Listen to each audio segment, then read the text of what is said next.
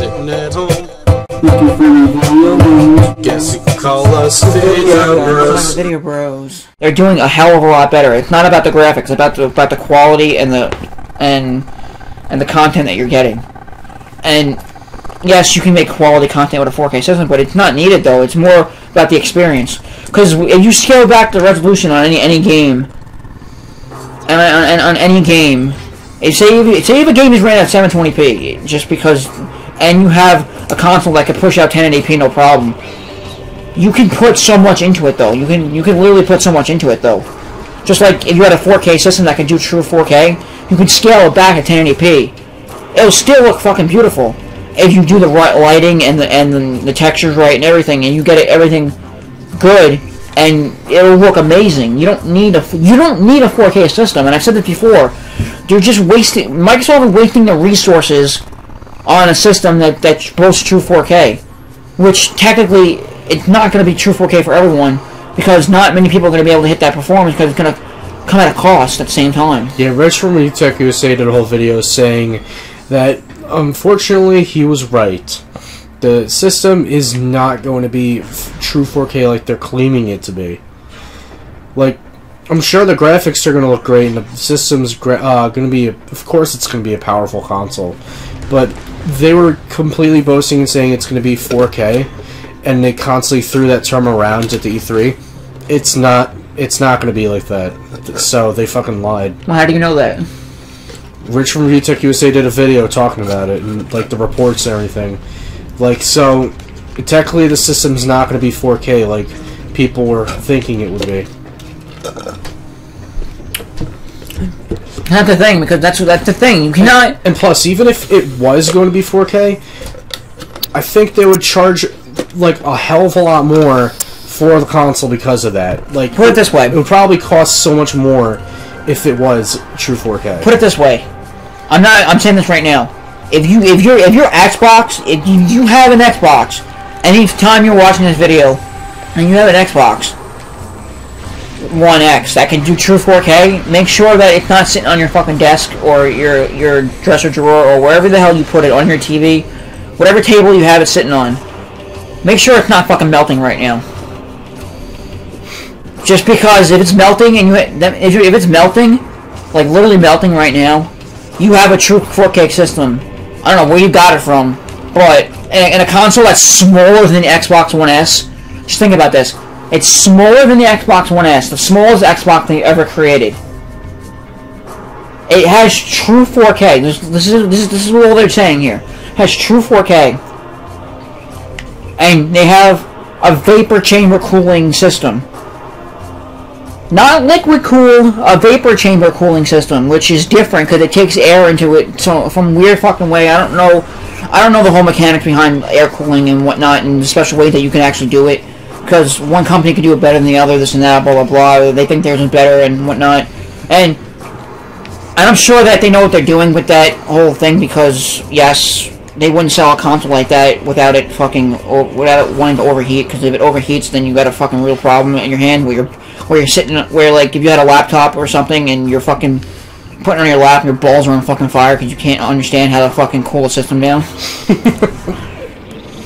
I think this is why I couldn't get up there. But I forgot we could do that. But think about it though, they're not liquid cooling it. You're not getting why? Just put it this way. This is how we're supposed to get to that room. Put it this way though, if it was true 4K and it could do, and yes, it could do 6 teraflops or whatever the hell it is. But if it could do true 4K, why? And they made a chip, a special chip just for that video graphics chip, especially made in-house by Microsoft for the system. Why is companies like AMD or Nvidia coming out with fucking graphic cards that can do 4K no problem, but fucking half the size of your PC? That's a good question. It's because they know what they're doing? Well, no, duh, they know what they're doing, but I'm saying it's not. I'm saying they know what they have to do. Like even what do you call it? Even here we go. Even AMD released. They have an actual graphic card out. Because they're different graphic cards made for different things. Like you have one that are made for technically for all video related stuff, and then you have one that's actually made for gaming. This is what we wanted. But like even their most powerful chip in the world, like the most powerful graphic card, about half the size of your computer lengthwise. Like widthwise, I mean not lengthwise, not going tall, but like widthwise. Wide. Huh? Wide. Yeah, wide. Oh, there's a dead body. But the body's hit the floor. Luminoff subject, they already did that. Expired 1.5 decacycles ago. Scan indicates that this Luminoff was very young at time of death, not quite to adulthood, that a child would be pressed into combat duty. Suggests how desperate the Luminoff were at the war's end. So this is a puzzle type room. Yeah, you can read this, I guess. This is a statue of Q-Sis, the second Sentinel of Aether. Q-Sis was the first Sentinel born on Aether, and protected the planet for 3 centicycles. There's some other stuff to read here. This is what we want. That's the secret missile. That is a weapon we will need. Okay. Structural analysis complete. This is a statue of Jigink, the fourth Sentinel of Aether. Jigink was Sentinel when the Ing brought war to Aether. He died in a battle while defending the Great Temple. That's not what I wanted to scan. Structural analysis complete. This is a statue of Quar, the first Sentinel of Aether. It was Quar who converted the world of Aether and led her people to settle on its wondrous surface. Oh, and there's another dead body.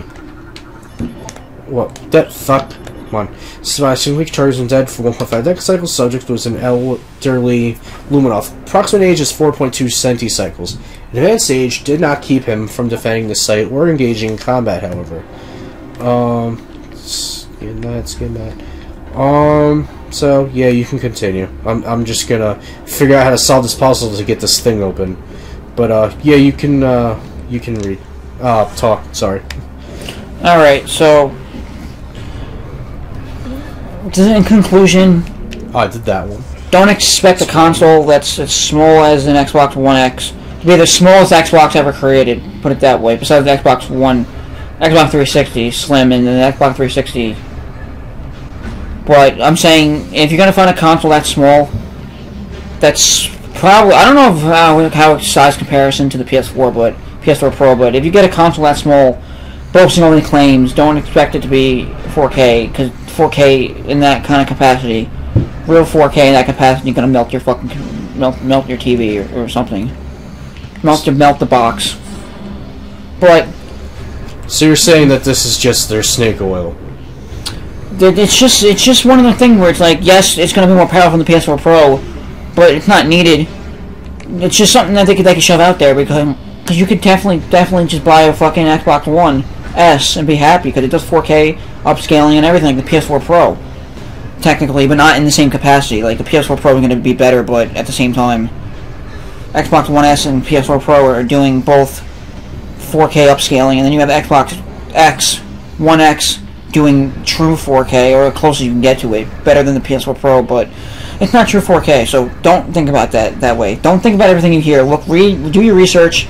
Don't go by everything. Don't go by everything you say, because E3 is the time where they want to really show off the shit and show it off well and get you to buy it.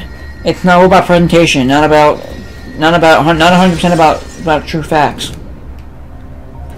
But now I can scan this giant column. There is something I do want to talk about also. E3.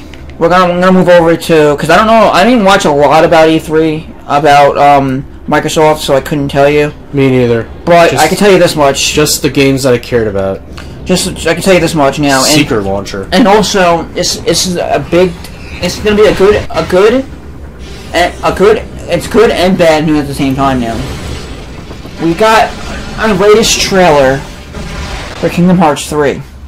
Now, it showed off a lot of good shit, and I'm still very excited for it because I want to get the what do you call it?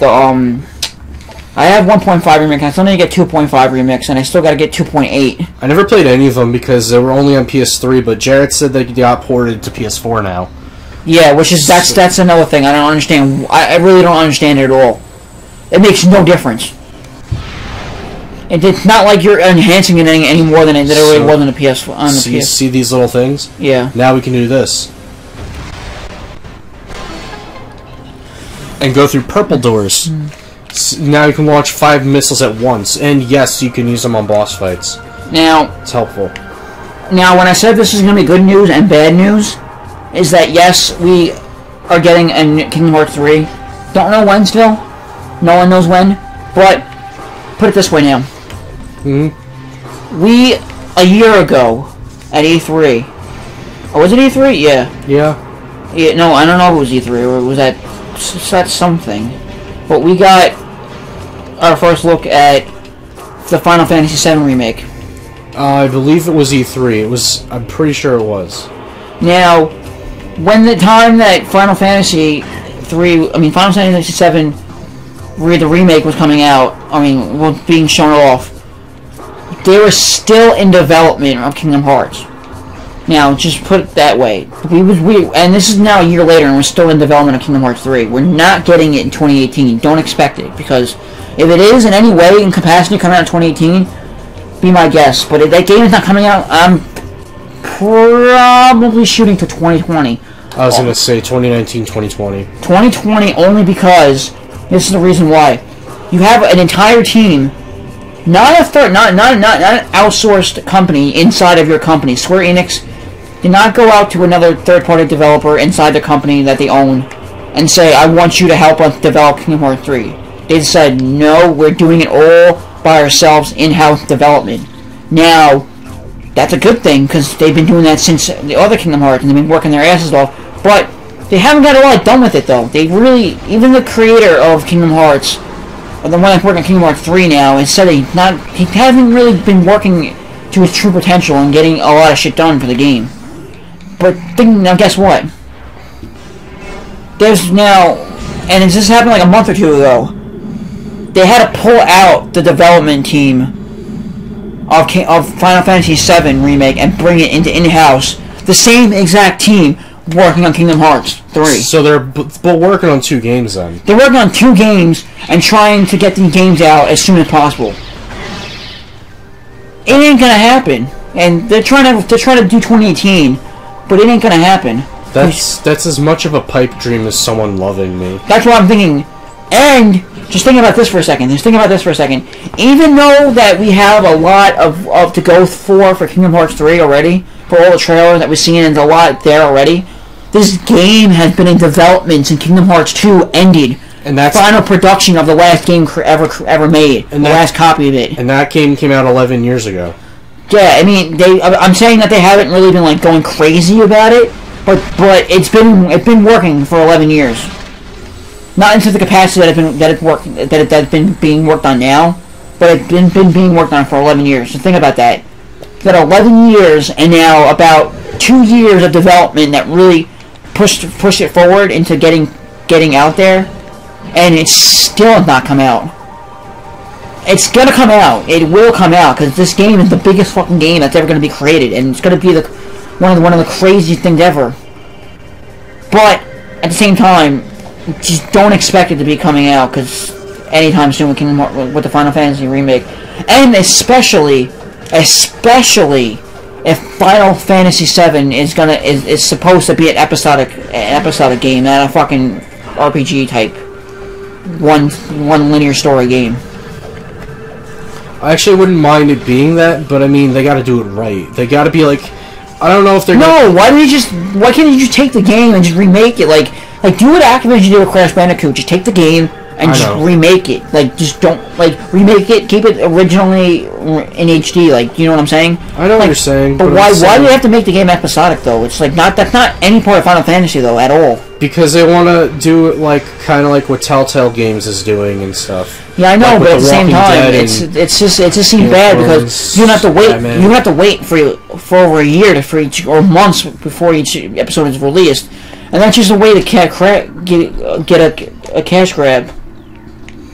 This is another elevator to Agon Wastes.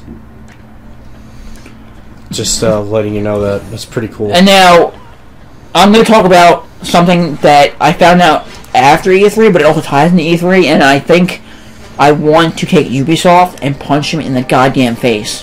What did they do? Did they make you go, oh, Ubisoft? Okay. So, you know how when Nintendo does an E3 now, they don't actually be there. They have their own separate thing of live treehouse events. Yeah. And they have which are just people that are from the company that go there, that are part of like some a little bit of the development team. Not like the people that actually work on the game, but they're part of the development team a little bit. They know the game inside and out enough to show it off, tell you what's going on with these games and stuff like that. But we don't have actual employees like Miyamoto or Sakurai or Eiji Aonuma coming out on stage at E3 anymore, or Reggie or whoever. Peace out.